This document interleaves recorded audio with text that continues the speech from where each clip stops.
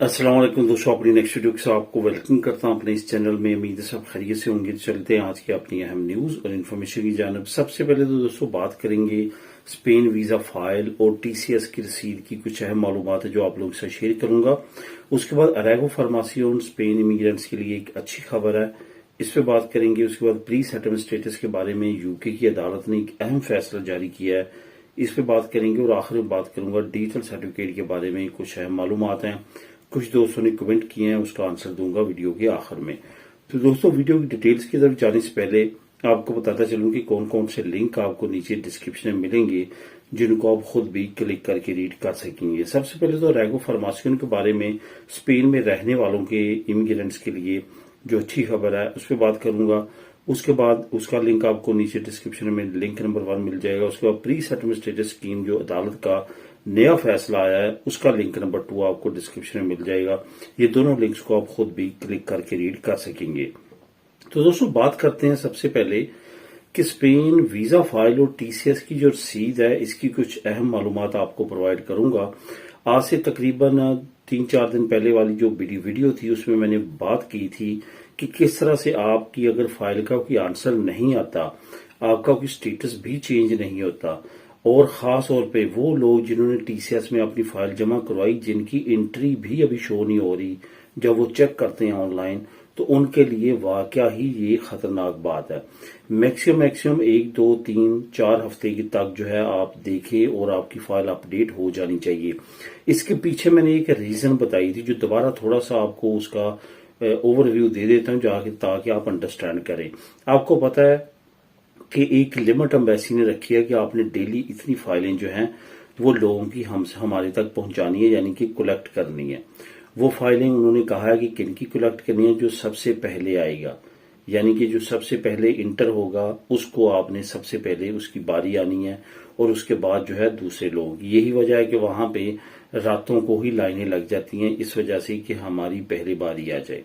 अब हो क्या रहा है, हो ये रहा है कि वो लोग जो लाइनों में भी नहीं लगते, और बाज लोग तो ऐसे हैं, बाज फैमिलीज ऐसी हैं जो वहां पे जाती भी नहीं है, और एक बंदा जो है वो मुतलका भी नहीं होता और उनका कोई रिलेटिव होता है, वो फाइल लेके जाता है, उसकी फाइल जमा भी हो जाती है, उसका सारा काम हो जाता है और सारी चीजें करेक्ट सारी होने के बाद एम्बेसी तक भी पहुंच जाती हैं। तो ये क्या वजह है कि उनका इस तरह होता है? उनसे क्योंकि रकम ली जाती है, उनसे सीटे के एवज भारी रकूम जो है वसूल की जाती हैं, जिसकी वजह से ये सारा कुछ हो रहा है। अब हो क्या रहा है कि डेली बेस पे जितने लोग लाइन में लगे हैं उनसे भी फाइलें कलेक्ट कर ली जाती हैं, लेकिन उनको उस दिन जो है उनकी फाइल आगे फॉरवर्ड नहीं की जाती। उनमें से किसी एक बदकिस्मत को हटा के उसकी फाइल को साइड पे करके जिससे पैसे लिए होते हैं या जिनसे पैसे लिए होते हैं, वो नंबरिंग कितनी होती है डेली बेस पे ये बताना मुश्किल है, उनकी फाइल को जो है वो इंटर कर दिया जाता है। उससे क्या होता है कि आपकी फाइल आप तो अपनी तरफ से तसल्ली करके आ जाते हैं कि मैंने टीसीएस में जमा करवा दी, लेकिन वो फाइल को आगे एम्बेसी तक नहीं पहुंचाते।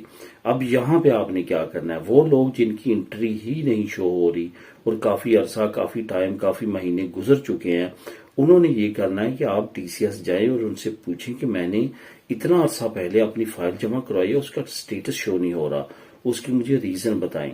अगर वो आपकी रीजन आई बाई शराई करके बताते हैं और आपकी छठी हिस्स बताती है कि ये झूठ बोल रहे हैं या कि इनके अंदर की मफादात हैं जो कि अभी मैंने आपको बताए हैं, तो फिर आपने उनसे कहना है कि आप ठीक है, आप कह रहे हैं कि आपने एम्बेसी फाइल हमारी भेज दी। एक इंट्रेंस रसीद होती है जो कि एम्बेसी में आप जब सबमिट करवाते हैं तो एम्बेसी इशू कर दिया हर फाइल की डिफरेंट, वो टीसीएस वालों के पास होती है। तो वो मुझे चेक करवाएं कि ये मेरी फाइल नंबर है, इस फाइल की आपने मेरी फाइल एम्बेसी में इनपुट कर दी है। अगर तो वो आपको वो शो करवा देते हैं, जो बाई लॉ वो मजाज हैं कि आपको शो करवाएं, बल्कि आपको प्रूफ दें प्रिंट करके कि ये हमने एम्बेसी में आपकी फाइल सबमिट करवा दी है। अगर करवा दी है तो फिर एम्बेसी की तरफ से लेट है। अगर वो नहीं आपको रसीद देते और ऐसे ही बोलते रहते हैं कि हमने आपकी फाइल जमा करवा दी है या आपकी फाइल की दब गई है या कोई इस तरह का शोशा छोड़ते हैं, तो इट्स मीन कि वो आपको जो है वो आपकी फाइल के साथ कोई ना कोई उन्होंने मसला किया जिसकी वजह से یہ ایکٹیویٹی ہو رہی ہے، تو اس کے لیے آپ کو وہی مجرم ہیں اور انہی پہ آپ کو الزام ٹھہرانا چاہیے، ایمبیسی کا اس سے کوئی لین دین نہیں ہے۔ تو یہ سچویشن ہے جو کہ کچھ فیملیز کے ساتھ ہوئی ہیں۔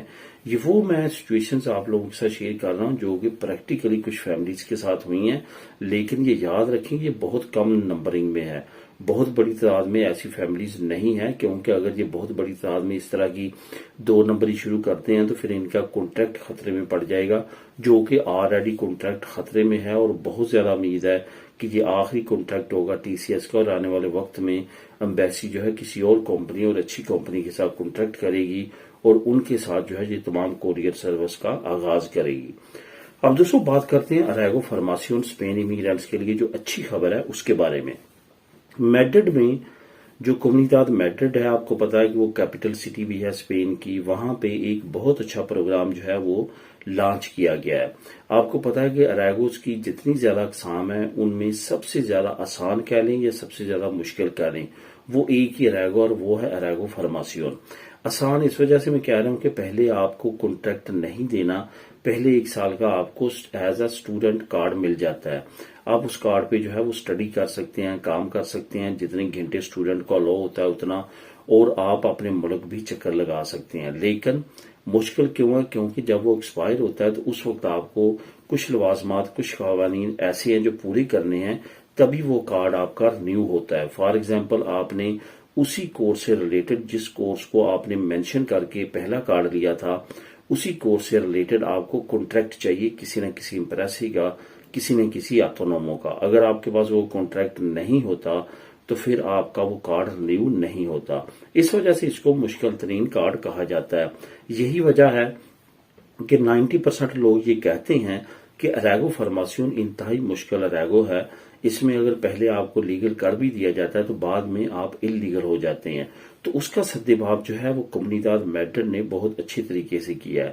وہ لوگ جو کہ اریگو فارماسیون کے ذریعے پیپر لینا چاہتے ہیں، جو کہ میرا خیال 100% لوگ چاہتے ہوں گے ہم اریگو فارماسیون کے ذریعے لیں، کیونکہ اس میں آپ کا فیوچر بھی محفوظ ہو جاتا ہے، جاب بھی محفوظ ہو جاتی ہے، ایک سکل آپ نئی سیکھ لیتے ہیں، اس میں کافی اپرچونٹیز ہیں۔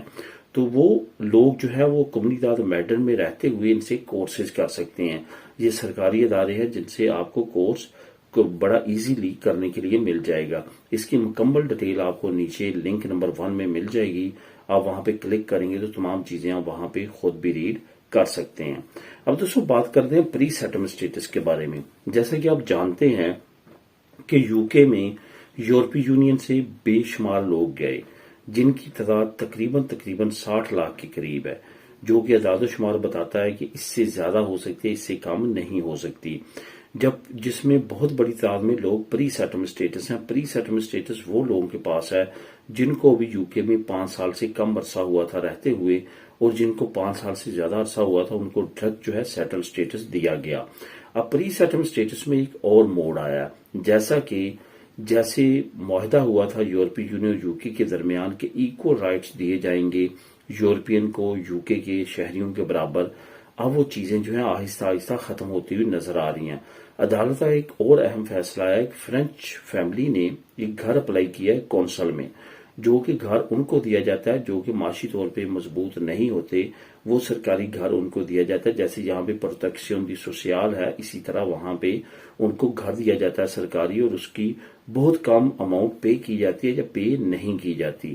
تو اس گھر کے لیے اس نے اپلائی کیا، اس کا وہ گھر ریجیکٹ کر دیا گیا، اس نے عدالت سے رجوع کیا اور عدالت نے بھی اس فیصلے کو برقرار رکھا اور کہا کہ یورپین کے جو رائٹس ہیں وہ بالکل بھی جو ہے وہ یو کے باشندوں کے برابر نہیں ہو سکتے۔ اس طرح سے آنے والے وقت میں پری سیٹلمنٹ اسٹیٹس سے ریلیٹڈ جو وہاں پہ لوگ رہ رہے ہیں، اگر ان کا اسٹیٹس خطرے میں جاتا ہے تو وہ لازمی طور پہ ان کو ڈیپورٹیشن کرنے کی طرف جھکے جائے گا، اور قوانین آہستہ آہستہ ان پہ سخت ہوتے ہوئے نظر آ رہے ہیں۔ ابھی نیچے لنک نمبر 2 جو میں آپ کو دے رہا ہوں وہاں پہ کلک کریں تو یہ تمام ڈیٹیل آپ وہاں پہ خود بھی ریڈ کر سکتے ہیں۔ اب دوستوں بات کرتے ہیں ڈیجیٹل سرٹیفکیٹ کی۔ ڈیجیٹل سرٹیفکیٹ کے بارے میں بہت سارے دوست ایسے ہیں جن کو یہی نہیں پتا کہ یہ کیا ہے، اور بہت سارے لوگ ایسے کویشچن کرتے ہیں کہ جن کو پڑھنے کے بعد ایسا لگتا ہے کہ انہوں نے ابھی تک ڈیجیٹل سرٹیفکیٹ کا استعمال ہی نہیں سیکھا۔ ڈیجیٹل سرٹیفکیٹ میں آپ کو ایک ایگزامپل سے سمجھانا چاہوں گا ایک تو ہم ایسے فزیکل باڈی ہیں اور ایک ڈیجیٹل باڈی ہے ہماری.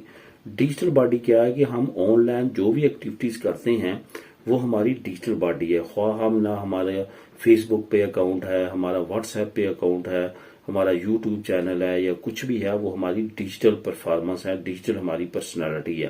اسی طرح سے اگر آپ یہاں پہ اسپین میں قانونی طور پہ رہتے ہیں اور یہاں پہ آپ مختلف اداروں کے ساتھ آپ کا واسطہ ہے, تو آپ فزیکلی وہاں پہ جانے کی بجائے تمام اداروں کو اپنے ایک جو ہے ڈیجیٹل پرسنالٹی کے طور پہ کنیکٹ کر سکتے ہیں.